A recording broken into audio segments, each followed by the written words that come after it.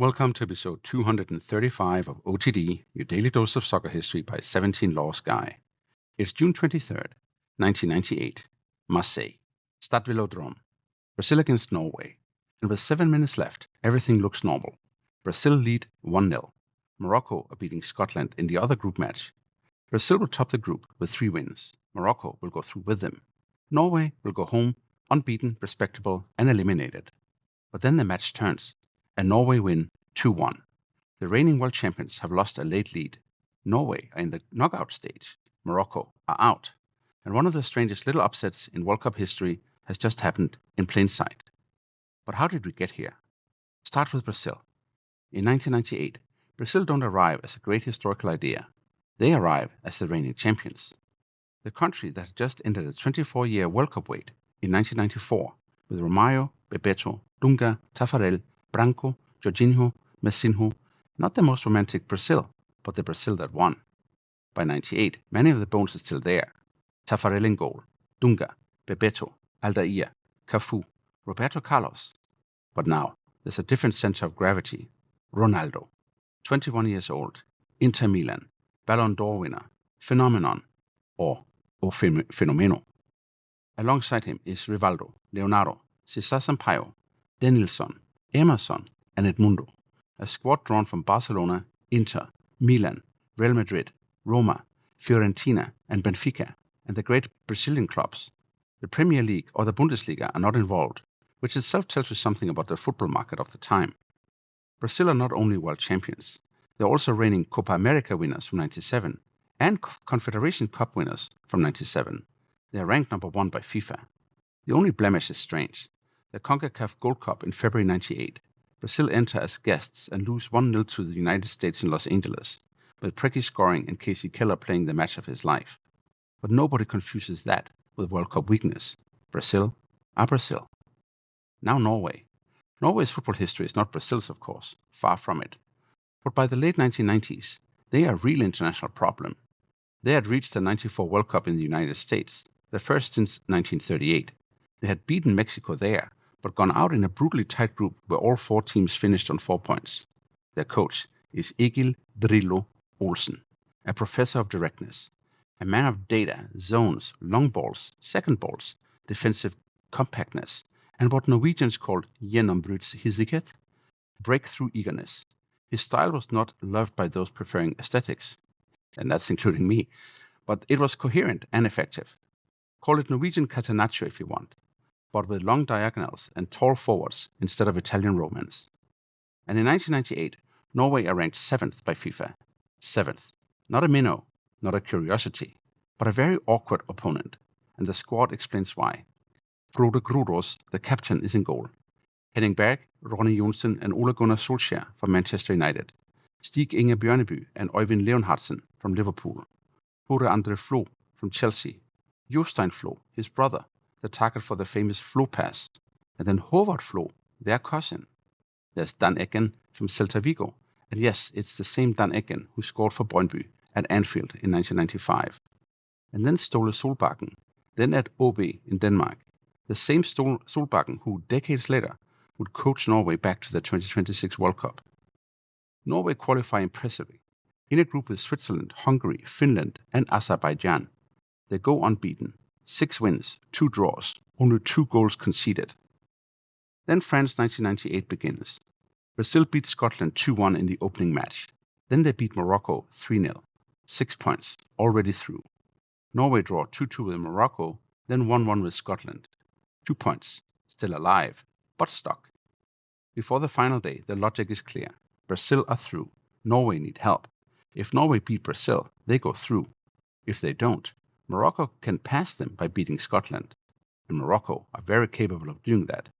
So on June 23rd, Morocco and Scotland play in Saint-Étienne. Brazil and Norway play in Marseille.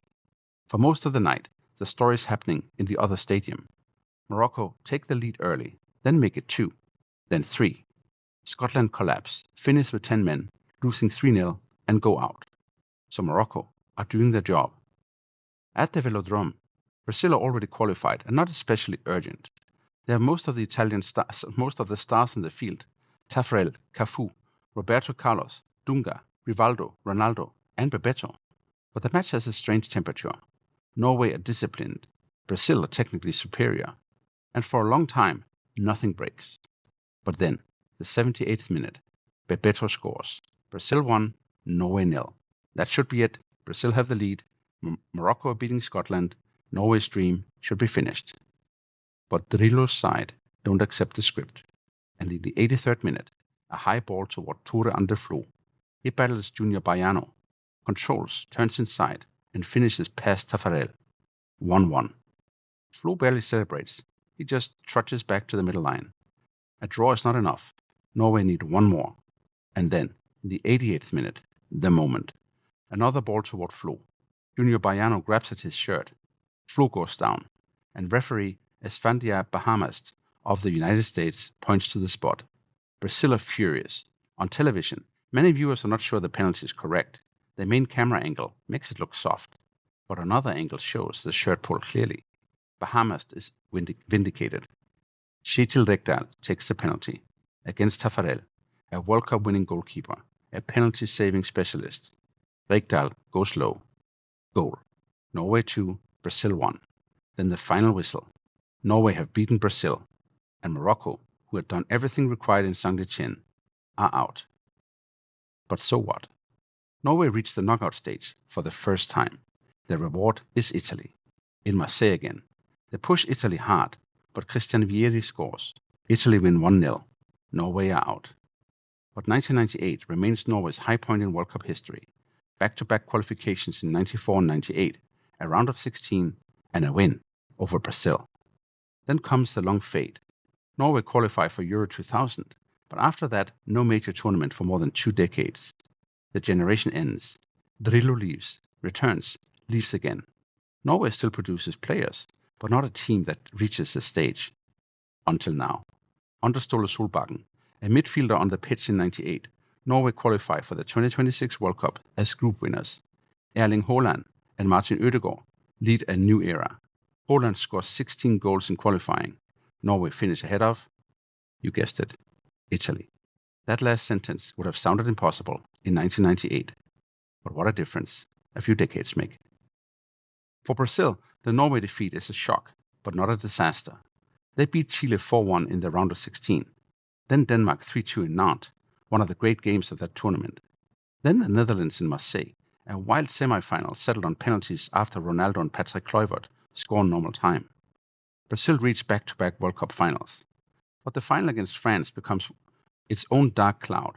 Ronaldo's mysterious pre-match medical episode, the team sheet chaos, the decision to play him, Zidane's headers, and France 3, Brazil 0. We'll tell that story another day. The Norway match becomes a different kind of memory. Not a collapse like 1950, not humiliation like 7-1 in 2014, but a warning. Even Brazil can switch off. Even a team already qualified can change other people's destinies. Even a side built on discipline, height, running and belief can force the world champions into panic. It also reminds us that group stage football has moral geometry. Brazil had nothing urgent to gain. Norway had everything to lose. And Morocco's fate depended on a match they couldn't control. That is part of the World Cup cruelty. You can beat Scotland 3-0 and still go home, because in another city, Norway refused to die. Before we go, 3 things to take away from June 23, 1998. First, Norway's win was not random. They were ranked 7 by FIFA, unbeaten in qualification, tactically clear, physically prepared, and full of players from the Premier League. Second, Brazil's defeat mattered less to Brazil than to anyone else.